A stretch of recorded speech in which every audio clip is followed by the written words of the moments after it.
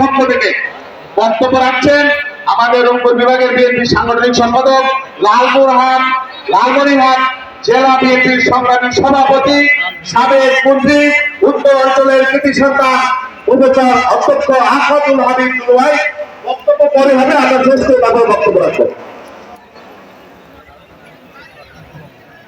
বিসমিল্লাহির রহমানির রহিম।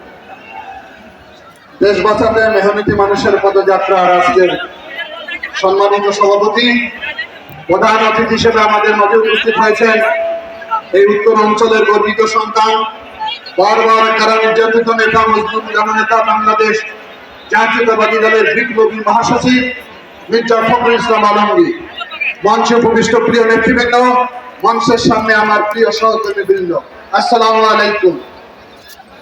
আমরা এমন একটি সময় পদযাত্রা করছি, আমার ধারণা আওয়ামী লীগের সাধারণ সম্পাদক ওবায়দুল কাদের বলেছেন খেলা হবে।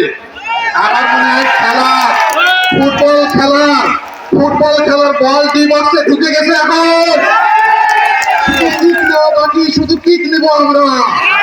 আমাদের নেতা তারেক রহমান আমাদের স্ট্রাইকার, এমন কিক দিবে ওনার গোল হতে বাধ্য, গোল এবার হবে।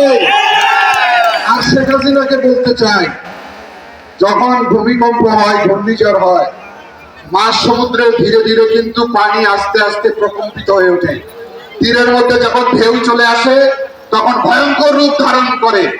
কোন ধারণা করার কোন কারণ নাই, এই শান্তিপূর্ণ অবস্থান চিরদিন শান্তিতে থাকবে। সেই ভয়ঙ্কর রূপ ধারণ করবে ইনশাআল্লাহ আমরা অল্প দিনের মধ্যে।